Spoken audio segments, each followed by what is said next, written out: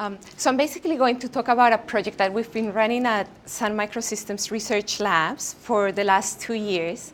And I'm going to give a short demo of the tool, and it's all built on top of LLVM. Now, this is joint work with my colleagues, Nathan Keynes and Lian Lee, and we're based in Australia. Okay, I guess like to this audience, I don't need to explain that bugs are part of life. You find bugs in all sorts of software. However, these days, because of software being available, more widely deployed everywhere, you find that a lot of the bugs are actually being exploited through various vulnerabilities. And here's examples of some code, some bugs that have been exploited as vulnerabilities. One example is from the Solaris operating system code base. The other one is from the Java platform code base. And all of this gets reported on CERT sites. Now, when we started this project, we were looking at this and we were thinking, well, how come there's all of these different bug checkers out there in the marketplace, and some of them are commercial and others are open source, and yet our developers internally, our engineers, are not using them. So we were trying to get an idea as to what was going on, what had happened. So we went talking to various different organizations within Sun, and we started asking them, well, why isn't that you're not using any of these static analysis bug-checking tools? Like they've advanced quite a bit since the time of Lint. And these were the main 3 points. There were other more subtle points, but these were the more important ones from the point of view of engineers. The long-running times over millions of lines of code, that was a big issue. That when they had tried out testing some of the existing tools in the marketplace, they would find out that if you're running over 6 million lines of code, it may take like a week to run some of the tools. And this doesn't help with integration of the tool in the standard build development process. Now, the second biggest complaint was the high false positive rate. That in practice, what a lot of the engineers were seeing was that the false positive rate was pretty high, 30 to 50%. And this really puts off, a lot of people. It may be an excuse, right? But still, it is pretty high. And so they were asking for, false positive rates of 10% or less is what they could live with. All right. And now the third point was that, because they had evaluated a lot of the commercial tools, given the first 2 factors, like the 2 main problems that they were finding with some of these tools, they thought that the price that you have to pay for the commercial tools is pretty high for what you're getting. And so they thought that they couldn't actually justify to management. And that was a big issue as well. So when we were talking to various organizations, here's examples of code that is open from Sun, and you look at the C and C++ code, Sun being a systems company, there's lots of C and C++ code within Sun. And when we looked at the Java platform, you can see that just looking at the compiler, at the hotspot compiler, and some of the libraries, they have close to 1 million lines of code written in C++. Right? And then you look at the Solaris operating system, and you find that the core of the kernel and the networking consolidation, which is known as ON, it's 10 million lines of code today. When we started the project, it was 6 million lines of code, and that's how much it has grown in 2 years. Now, full distribution is more than 20 million lines of code, and this is why, like the complaints that some of the engineers were telling us about. So, being part of the research lab, part of our agenda is clearly, investigate more from the research point of view, what can be done better. And so in this project, we started looking at how we can take these shortcomings that they were telling us about and formalize them as these are requirements for our tool, and what can we do in terms of the design to meet those requirements. So in terms of the top 2 complaints, we're really just talking here about scalability of the tool and precision of the tool. So in terms of scalability, we went for what we called a layered approach, and I'll give an example in the next few slides. But key to it has been this concept of using demand-driven analysis rather than using the standard compiler forward passes that do global optimization all the way through the code. And we're like, well, if we're doing this for 20 million lines of code for one analysis, and then we're going to find another bug, and we're doing this again, another 20 million lines of code, this is not going to scale. And that was part of the problem, right? So the combination of layered and demand-driven, this buys us a lot of runtime savings. And then also the fact that you can design your framework so that you can parallelize by default. And we have various different types of parallelization that can be implemented in the framework. Now, in terms of precision, we actually came up with this idea of keeping track of different types of lists. So initially, when you start, you're going to start with what we call a potential bug list. So potentially this statement could have a bug, right? And then you're going to try and determine whether it is a bug. If it is, you move it onto your real bugs list, or whether you know with certainty that no bug could happen in that statement. And if that's the case, then you move it into a no bugs list. So here's what the framework looks like. We start on the left-hand side with the input C code, and we run through the potential bug locator. Okay? And out of that, we start with this potential bugs list. So if you're thinking, for example, of buffer overflow, right? Then we would look at every location where you're going to do an index into an array buffer. Potentially, you could have a buffer overflow in each of these. So that's what you end up adding into your potential bugs list. From there, we run through this layered approach. So each of these PA stands for program analysis 1, 2, 3, and so on. And basically what you're doing is that you're shifting through the list, and you're deciding if my program analysis 1 can determine with certainty that something is a bug, we move it into the real bugs list. On the other hand, if it can also determine with certainty that a particular statement is not a bug, it gets moved to the no bugs list. And anything else that it cannot decide, it passes it on to the next analysis, right? And at the end of the whole waterfall model, I mean, you can still end up with a potential bugs list, of course. Things that, based on the analysis that the tool has implemented, we still cannot tell either way. Now, the key to this for scalability is that the analyses are actually ordered in runtime complexity, okay? So you're using a cheap analysis first, and then you're using more and more complex analysis. Now, the idea behind that is that there are different types of bugs. If just purely looking at buffer overflow, there are some buffer overflows that are very easy to detect, and there are others that are much more complex, right? And so why spend most of your time with expensive analysis trying to find cheap bugs? Right? Why not use a cheap analysis to find the cheap bugs, eliminate a lot of the potential bugs out of that list, and then by the time you get to your more complex analysis, your more powerful one, you can actually spend that time on the bugs that really matter, right? Like the more complex, the harder to find bugs. So that's part of the whole layered approach design. And the other part is that each of those analyses is implemented in a demand-driven way. And what that means is that we only look at the code around the particular statement, around the particular location that we're interested to analyze, rather than trying to build like a larger type of code base around it. Okay? And as you can see, at the moment I gave you the example just purely with buffer overflows. You can imagine that you can also construct the similar list for, say, integer overflows, or for format string vulnerabilities, or for any bug that you really care about. And then you can run each of those passes in parallel, right? And as well, because we're building on top of LLVM, which I'll explain later, you can actually link your files, right? Like we're just not purely taking object code, we're taking executable BC files, and so you could also parallelize that way, right? When you have a large code base. So let me try and give an example of how these layers of analysis actually work in practice. And the example here is for finding buffer overflows. I'm just going to go through 3 different layers of analysis that we've implemented.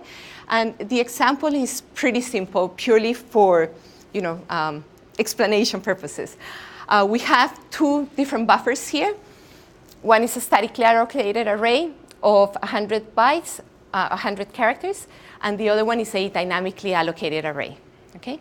And throughout this code, those buffers get accessed in different ways. And what's interesting here is that when you start, you go and say, well, where am I accessing any of these buffers, whether it's a write, a buffer overflow, or a read outside array bounds? To us, it makes kind of like no difference. It's left-hand side or right-hand side. Okay? But you see that those four statements are what we would consider potential bugs in our list. So let's go through the first analysis. This analysis is a trivial, very cheap analysis, and purely all you're doing is you're enabling constant propagation to happen throughout the code so that then you can do index checks on constant values. Okay? And in this particular example, you can see that if we just center on that statement 15, if you look at the code, n in this particular case happens to be initialized with a constant. So really, when you've applied that constant propagation, what you're looking at are those two statements, right? We know we've defined a particular buffer of size 100, and we know that we're assigning a value, one outside the array bounds. So trivial, it catches real bugs in code, a bit embarrassing.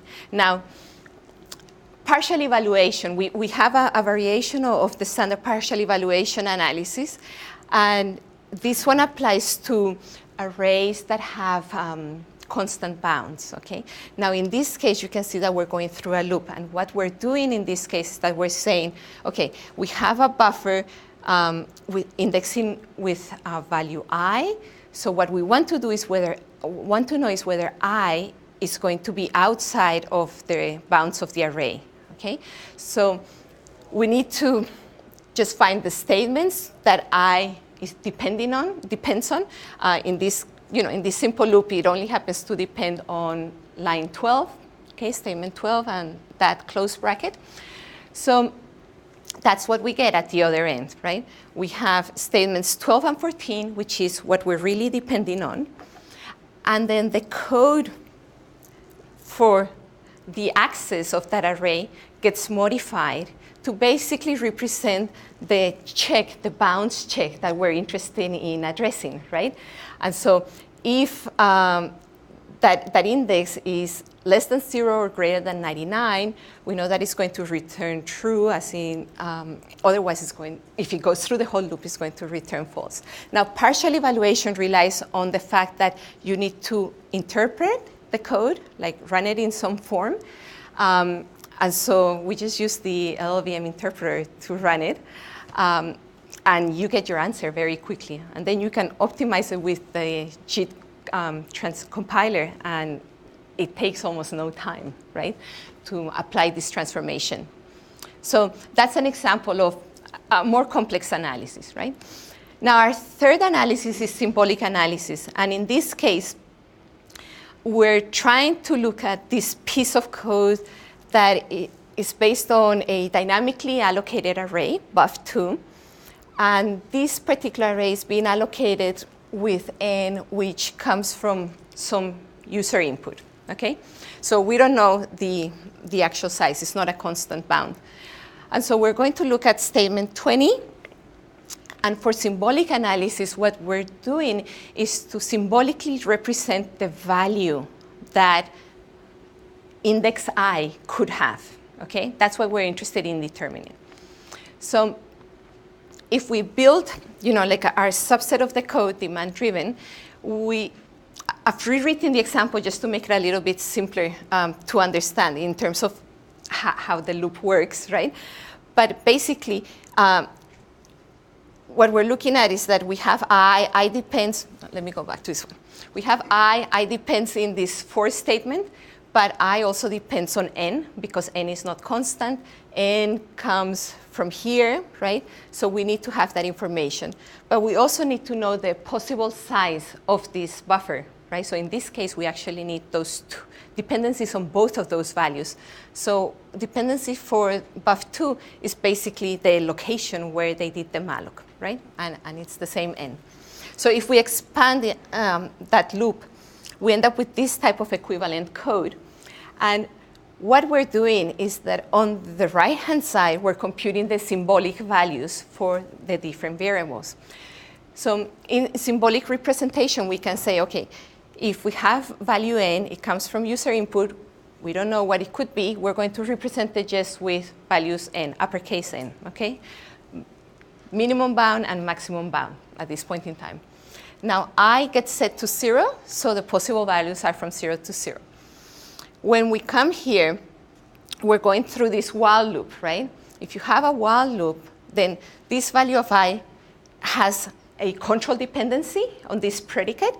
So the possible value of I, symbolically, now ranges from 0 to n. And that's the n that came from here, okay? And when you do your I++, then you're going to have symbolic value of from 1 up to n plus 1, okay? And once you've done that, then you go and kind of like apply your constant check, right? What are the possible values where we can assign something to this particular array? And we know that in this particular case, we're already one outside the array bound. So therefore, we get another error. Okay? So once we've run our tool over this example, what you're going to end up with is something that looks like this, that you're going to have several bugs being reported to you. In the case of statement 17, it's going to know that there's no bug there, and so on. Okay. And the right side of line 20 is a potential bug? Okay, oh yeah, and the right-hand side, at the moment, we haven't added any extra information about argvs and so on to actually do the check. So at this point in time, it will tell you, potentially, you could have a bug there. Right? Yeah. But I should say, as a user, I mean, we report to you the real bugs list. And the potential one is an option that you can enable, right? But by default, we never show that to you. Mm-hmm. OK, so the Parfait implementation. So as I mentioned briefly, Parfait is built on top of LLVM. And so it's a two-step process for us. Basically, we take the input program, and we run it over Parfait GCC, which is basically a script around LLVM GCC, right? And we generate the bitcode files. Now, when we run LLVM GCC, we always have to run it with debug information enabled so that we can keep track of line numbers. That's important. And once we have the BC files, then we run them over Parfait proper, which loads those BC files, analyzes them, and then generates those two lists for you, the real bugs list and the potential bugs list. And as I said earlier, the real bugs list is the one that you as a user end up seeing. Now, in terms of how this works with LLVM for the core of Parfait, we're making use of these various passes from LLVM. You can see here, you know, like the interpret execution engine, the JIT, that's all used for partial evaluation, for example, right? And then we have all of our various different classes here at the top. So let me very quickly go through the results. On the previous slide, are those Parfait, are those LVM passes, or are those? Those are Parfait passes, yeah. So this is all Parfait code, yeah. Right, Parfait code, but are they implemented as LLVM yeah, analysis and transform passes? Right, yeah, yeah. All of them are, yeah. Okay. Mm-hmm. Okay, so in terms of results, I'm using the Open Solaris ON consolidation, so that's the operating system kernel and the networking consolidation code. Our reference data set is from about a year ago, build 93. And one of the latest builds is 121. Okay.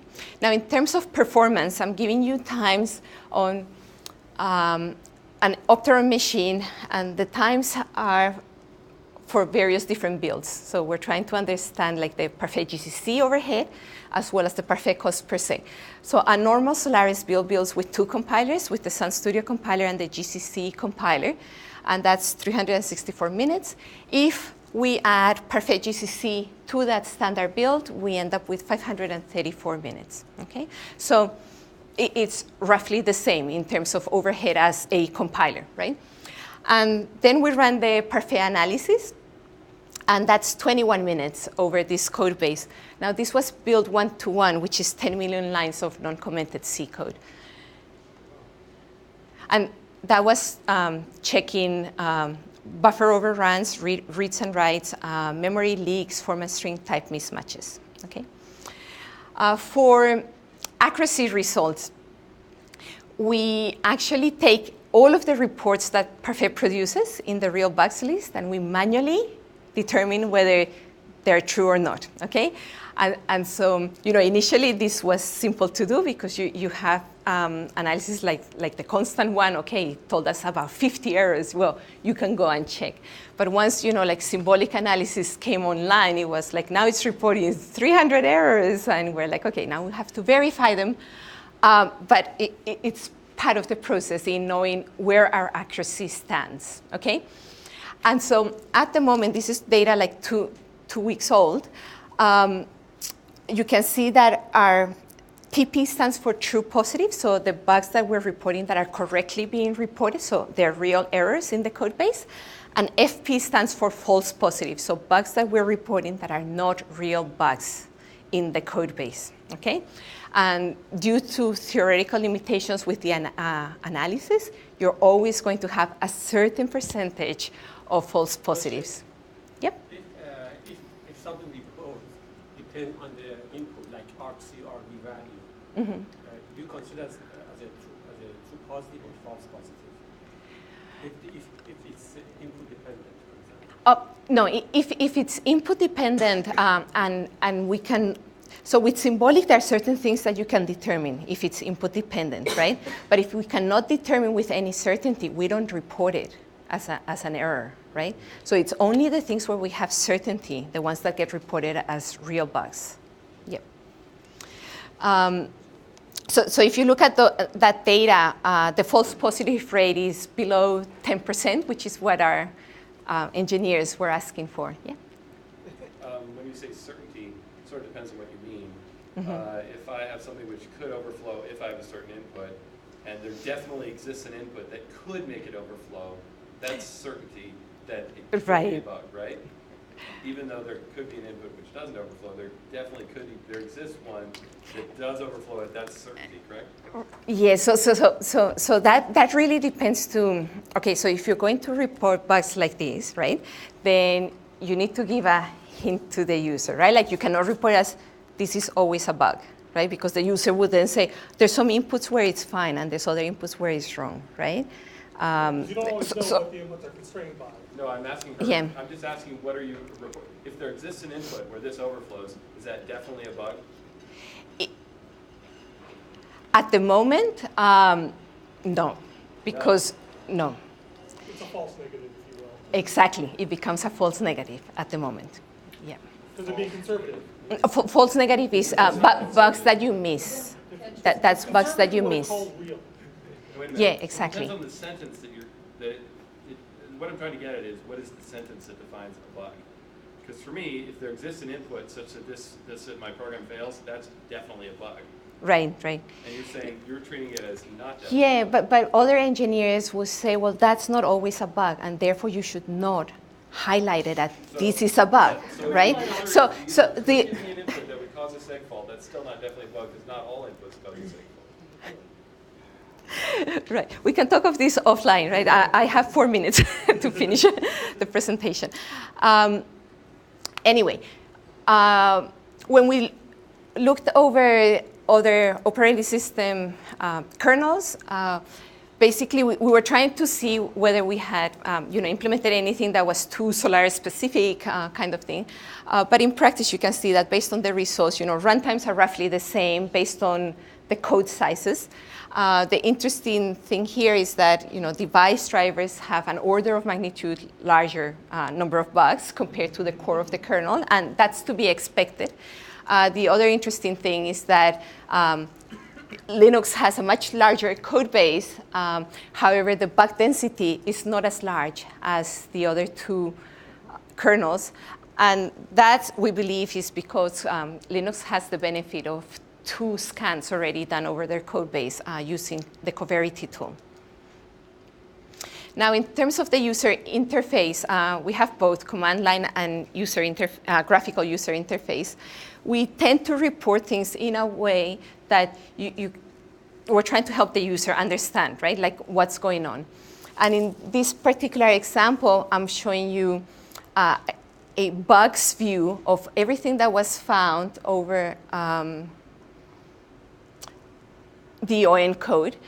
And you can see that there are certain bugs that are only one line, right? It says leak of pointer at such and such place. Oh, this is an older one, okay. And in some cases, it actually groups them, right? Now, there's different types of views that you can get through this. Let me just show you very quickly on this other window. By default, this is what you get. You get the overview of where all of your bugs are, right?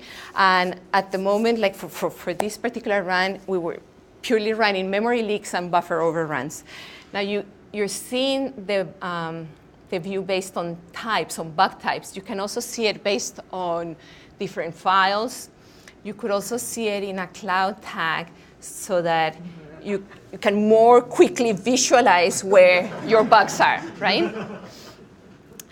Now, this same data is being summarized here in terms of the bugs, right? Excuse me. And you can actually investigate each of these bugs, right? So it would come here and it would highlight for you, and at the moment it's highlighted in blue, but it should highlight in red, that we have a memory leak of this variable. And for memory leaks, we actually point at the location where you allocated the particular variable, okay? So we say, here, you're allocating this, you have a memory leak there, we have a small parsing error here, and it's telling you where, along which path you're actually leaking memory, okay? And it's also trying to give you, all of these are dependencies. It's trying to give you an idea as to why the tool actually thought that this is an error, okay? And as you can see, when it can, it actually goes and summarizes also information that comes from other files. You may be depending on 2 or 3 different files. All of that information gets pulled in here. And everything is a collapsed view. If you really want to see everything, you can actually expand it, okay? Now, if we go down this list, you'll see that in some cases, you have several bugs that are actually being listed in a group. So let me find one here. Yeah, something like this, where we have 4 different bugs in a group. Now, in this case, what that means is that all of these bugs, if you can see the message, are exactly the same problem. So it's the same misuse of a particular variable is causing the problems at different lines in the code base. And so at the moment, we let you investigate each one of them because we're trying to show to engineers that it is actually the same code. It's depending on exactly the same problems. And so that's why we can group them. And conceptually, this is really one bug rather than this is 4 bugs, right? And that helps the developer because in some cases, here they're pretty close together, but in some cases they're dispersed throughout one particular file. There was one case where we found 2 independent files. One file was a derivative of the other, had exactly the same bug, code was in different places, but hey, it's exactly the same misuse of the same variables. This GUI has been tried out on various different browsers. And we've done like a lot of usability testing, and like our university colleagues, we're very grateful to them. So in terms of evaluation, for us, the benefits of LLVM has been that LLVM is a modern compilation infrastructure. It has been pretty easy for us to get started, build up something and just go on with it. It's cross-platform, the IR is portable, and there's good documentation, ease of prototyping, and so on. Now, in terms of the challenges, in some cases, we end up missing some type information. The most common example for us is the lack of a union type. Unions and structs look the same, and so in those cases, people will go, oh, you have a false positive here, right? But that's because we don't have the type information, right? Sometimes there's lack of backwards compatibility, so every time we upgrade to the new LLVM, something breaks, but it's not very high, right? Like the problems in that area. There's limited support for debug information. There are some memory consumption issues. We're learning more in that area at the moment, but we've been able to find some problems in that area. There seems to be some performance issues with the linker. Now, because we fully link the files, we can see this problem when you have very, very large files. And in the case of the hotspot compiler in the JDK, 2 days later, the LLVM linker has not finished linking, so we have to break it. And that problem we have not been able to investigate fully to understand what the problem is. Now, we also noticed that LLVM keeps on upgrading themselves to like the GCC that they were using. Like first time we started with LLVM, it was one of the older versions. They were on GCC 3 point something, then it became 4 point something. And so this reliance, it doesn't compile some of the legacy code, which is initially an issue for some of the developers, right? In the case of Solaris, we had to modify 200 lines of code to make it GCC 4.2 compatible, right? And submit the changes, we're done, and then everyone's happy. The engineers didn't see that as an issue, right? But it meant we had to do it. They wouldn't do it, right? 200 lines out of 7 million. 200 out of 7 million, yeah. At the time it was 7 million, right, yeah. And some of the implementations are not extensible. And so in a few cases, we've had to actually pull in, like a certain piece of LLVM code just so that we can extend like the one thing. But this is the graph that we've generated, kind of like showing that there are some linker problems. Now, we have various benchmarks from 18,000 lines of non-commented C or C++ code up to 887 lines of code. It's all open source code. And we've done 2 runs. The yellow run is the Parfait GCC using the linker, and the blue bars are the ones where we didn't use the linker. We just told it just only compile, no link. And you can see from that you get to larger files and something happens. So it's not linear. Okay. So to summarize, we have a new bug checking tool for C and C++ that is pretty scalable. Precision is also very good. It's starting to be widely used internally within Sun. And so that means other types of questions and usability type of questions that you have to address. We have some external requests for the tool. We're working with academics more than anything to work on other types of bugs. We focused initially on buffer overflows, pointer memory type of errors, and format strings, because those are very common and are the ones that a lot of the engineers cared about when we did our first round of questioning, like what would you want to address? Now, our collaborators, academics, with them we're looking into concurrency type of bugs, automated testing of specific bugs, and so on. And it has found real bugs in all sorts of code bases. So that's the URL, and at the moment we're trying to make available a binary release, but it's taking some time to get there. Okay, thank you.